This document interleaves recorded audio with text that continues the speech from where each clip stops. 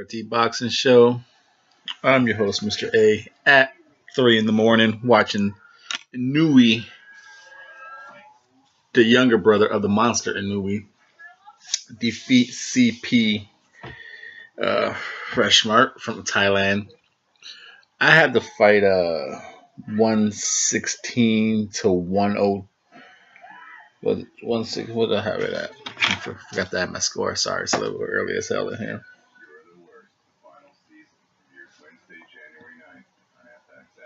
112, 116, 112. It was a pretty good fight. It was head shots versus body shots, and however you wanted to score the fight. I had CP doing a lot of body work while Inoue was backing up, throwing counter straight rights. I had Inoue winning rounds 1, 2, 4, 5, 9, and 10, and 11 and 12, of course. I did have a toss-up round in round 5. That's when the fight started to kind of turn for me, because the whole fight, Freshmart was putting the pressure on, applying the body shots. They couldn't really tell the effects of it until like round 5 and 6. That's when Inoue start using the ring more, start using his legs. You could tell the body shots and the pressure would start to affect him.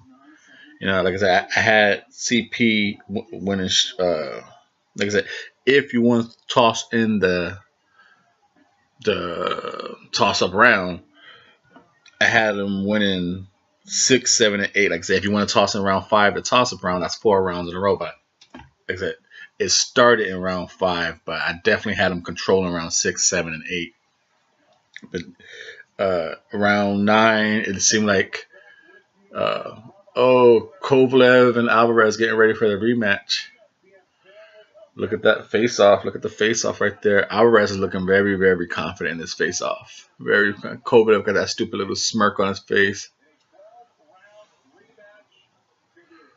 Kovalev trying to make jokes now, like, hey, dude, what happened to the Crusher? You know, the Crusher used to be cold, hard, and killer. Now he's over there smiling and stuff. But back to the fight. You know, like I said, I had CP winning and controlling around 6, 7, and 8. The second win kicked in round 9. He stole round 9 with a 30-second flurry at the end. He stole the last 30 seconds of round 9 with just a flurry. And from there, he was able to use his legs in 10, 11, 12 and just move around, pop shot. But CP was still throwing body shots, but you can see the pop shots were landing some clean shots. You can see CP's head snapping back. Good fight. I thought it was looking like CP was gonna do it. It looked like the pressure was gonna bust Inoue's pipes, but Inoue got his second win. Survived all the body shots. Inoue's face was starting to get some swell on it, because you know, Teddy Atlas, pretty good boxing knowledge, of course. He can sway people with his talking, because he wasn't really his scorecard was very similar to mine, but he wasn't giving CP a lot of credit for his work. He was just saying, "Oh, it's a lot of punch volume, but nothing landing." I disagree with it. I thought a lot was landing with the body shots. So it was. Oh shit! They got a new Halloween movie. A new Halloween movie. Yikes!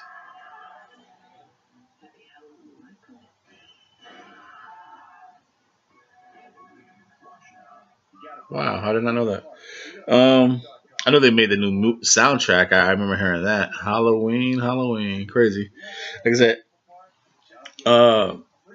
I gave CP Freshmart a lot of credit for his body work. I thought he was doing tremendous body work. going up and downstairs, putting pressure. You can see, like I said, you saw Inoue's face starting to get swollen, puffed up, and all that wasn't coming from headbutts. They had one headbutt in, I think it was a round, I think 4. No, it was around 2. Round 2, a little abrasion of the nose for Inoue, and it cut CP on the left eye, and Inoue just kept cracking it and cracking it. But I definitely gave CP a lot of credit for the body shots, but more points landing shots were definitely in Inoue. And now the whole fight was for the interim WBC belt. Now, this is where interim titles are. This is where interim titles are, like, they say, like, why interim title? Because the real WBC bantamweight title is vacant. It's vacant because Luis Neri got busted for PEDs. WBC stripped him, and the belt is going to be fought for on the undercard of Pacquiao Broner between Warren. I forgot who Warren's fighting for that belt, but Warren's fighting somebody for that belt. They kept saying it. There's the two brothers. The two brothers both got belts. The Monster Inoue, Takuma Inoue, and I forgot what is the monster's name. But the Inoue brothers, they're both champions at the same time, but they each do not have the real belt. Remember, Inoue has the regular WBA, and his brother right now just won the interim. Like I said, his interim is because the real title is vacant because Luis Neri got popped for PEDs. So he's in line to become the mandatory between the winner of Warren and O'Belly, I think the guy's in something like that.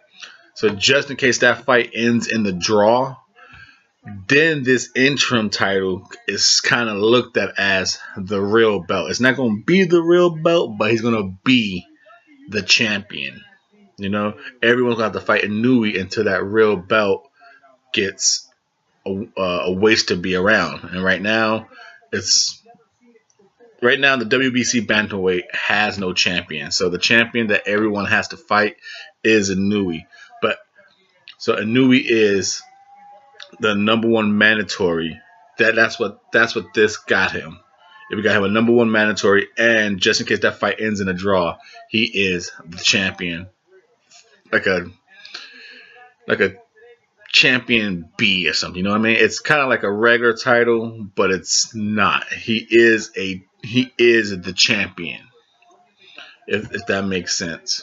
Like I said, but that champion title goes away completely once the fight between Warren and who was he fighting? I know he has a hard name for me to pronounce. Just like a lot of Warren is fighting Nordine Ubali. So the winner of that fight is going to become the real champion, and then they have to fight Inoue so he could get rid of that interim. This is the Double RT Boxing Show. I'm your host, Mr. A. Thank you for tuning in. It's 3 in the morning. Please hit that thumbs up.